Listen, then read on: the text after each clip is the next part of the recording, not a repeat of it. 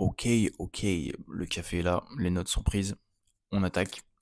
Mmh, Beaucoup pensent que pour se transformer, pour progresser ou pour changer, on va dire physiquement, il faut faire 2 entraînements par jour, il faut avoir une diète millimétrée, il faut une récupération au top, bain froid, cryothérapie, massage, électrostimulation, il faut avoir, hem, un kiné, une masseuse, un ostéo et cetera et cetera. Or, pour les 3 quarts des gens, c'est pas possible et ça ne se passe pas du tout comme cela. Aujourd'hui, on va voir pourquoi, avec le vase du stress et les 4 piliers, fondamentaux de la progression. On va voir comment progresser et comment performer et surtout on va voir ça sur le long terme. Donc pour comprendre cela, il faut qu'on regarde le vase du stress.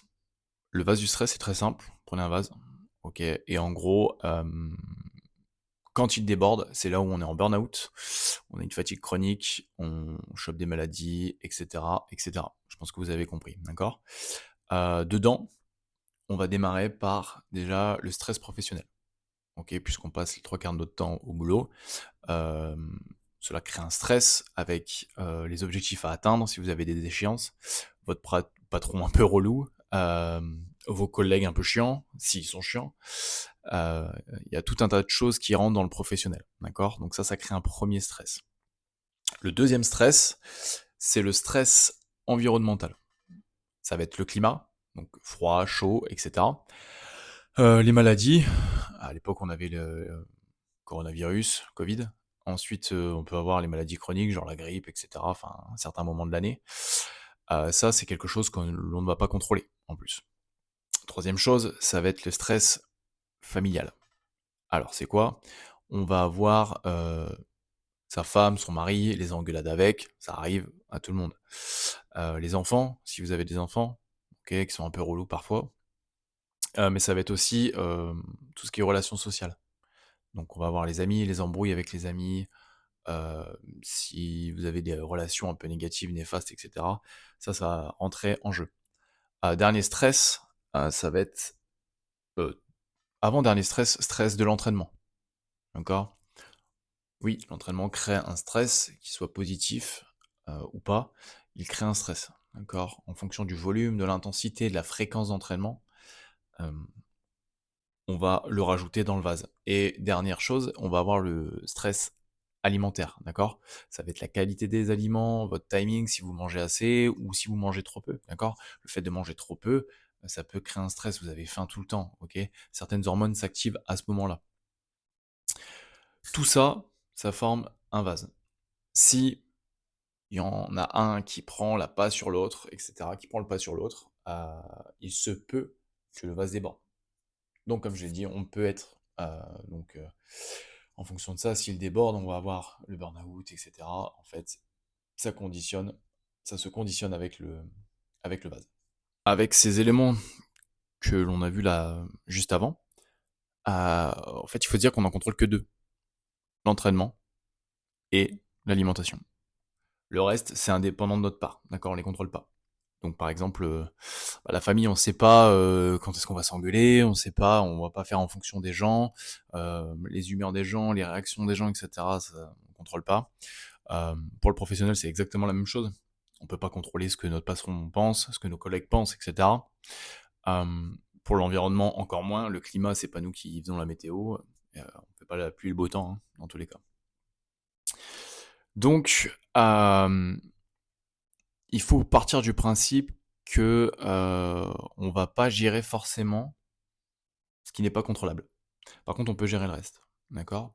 À travers ça, il y a 4 piliers: l'entraînement, la récupération, l'alimentation, le troisième, je le mettrais même plutôt en deuxième, d'accord? Entraînement, alimentation, récupération et ce qu'on appelle les charges externes. Ça va être tout ce qui est social. Donc, premier pilier, l'entraînement. On va avoir quoi dedans? Volume, intensité, fréquence, bref, votre programmation, d'accord? Par rapport à vos objectifs. L'alimentation, on va avoir donc le type d'aliment, la qualité des aliments, le timing et si vous mangez en assez grosse quantité. La récupération, on va être sur tout ce qui est travail de mobilité, les massages, tout ce qui a trait en fait, au fait de récupérer par rapport à vos entraînements et la dernière chose, c'est les charges externes. Donc là, c'est ce qu'on a expliqué, donc l'environnement, ça va être, vos amis, votre famille et cetera et cetera. À partir de ce moment-là, il faut se demander: «Si je veux performer et durer sur le long terme, qu'est-ce que je peux mettre en place par rapport à ça?» Donc là, il faut voir si, hem, les charges externes sont élevées ou pas, d'accord? Votre patron est relou, vos collègues pareil, votre femme vous engueulez avec, les enfants c'est le bordel, bref, vous avez compris. Ça crée une charge externe élevée. Une charge externe faible, c'est, quand tout va bien. On va pas se leurrer, d'accord? Prenons l'exemple d'un entraînement pour comprendre. Hem, j'ai 3 parties dans mon entraînement, une partie force où je vais aller charger à plus de 85-90, donc gros impact nerveux. Un volume de gym assez conséquent, d'accord? Je travaille mon endurance musculaire sur la gym, donc je vais fatiguer encore plus, ma structure musculaire et j'ai un WOD, à haute intensité, donc un IWT où là je dois sprinter pendant des tours, des tours, des tours, OK? Avec beaucoup de pauses. Donc on recrée encore une stimulation assez élevée. 2 cas de figure, charge externe élevée, charge externe faible. Charge externe faible, je suis reposé, je me sens d'attaque, je me sens frais mentalement, OK, j'y vais pleine patate, d'accord? Par contre, j'observe et j'analyse. En fait, ce qu'on ne contrôle pas, en fait, au final, on va l'analyser surtout.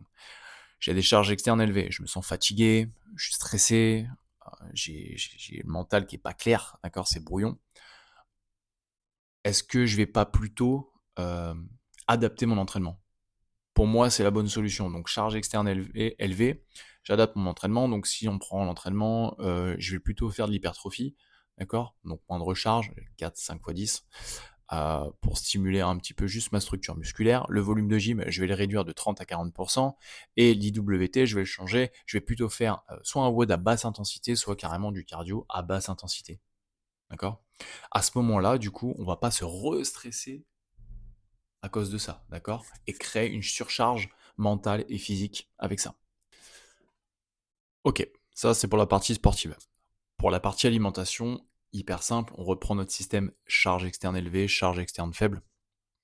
Hem, généralement, quand on est en charge externe élevée, donc tout va mal, je vais plutôt, aller me jeter sur la malbouffe, sur le sucré, sur le salé en fonction de votre type. D'accord? On est bien d'accord, ça on l'a tous ressenti. L'objectif justement, c'est pas ça. OK, quand vous avez des charges externes élevées, je vais essayer de contrôler un max mon alimentation, d'accord? Des aliments de bonne qualité, en bonne quantité, avec le bon timing et même les bons compléments, OK? Ça, c'est l'objectif. Donc charge externe élevée, je contrôle un petit peu, plus, charge externe faible, je peux me permettre des écarts, OK? Ça, aucun souci. Récupération, le sommeil. Entre 7 et 9 heures, OK, ça serait l'objectif. On va plutôt chercher de la qualité au lieu de la quantité, d'accord? J'essaie d'avoir un bon sommeil. Je vais chercher à me mobiliser 10-20 minutes par jour, ça serait bien, OK? Et faire du cardio basse intensité si j'ai des charges externes élevées, d'accord? Et là, à ce moment-là, j'aurai toujours mon travail cardio, mais je le ferai en fonction de mes charges externes, d'accord? De mon stress. Charge externe élevée, on va faire baisser le taux de cortisol. Vous pouvez ajouter aussi une séance de respiration avec la cohérence cardiaque, OK?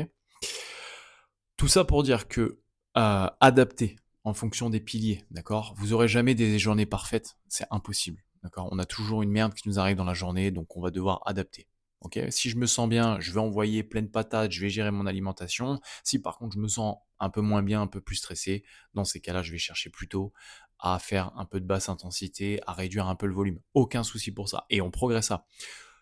Pourquoi? Parce que justement, on va progresser, mais sur le long terme.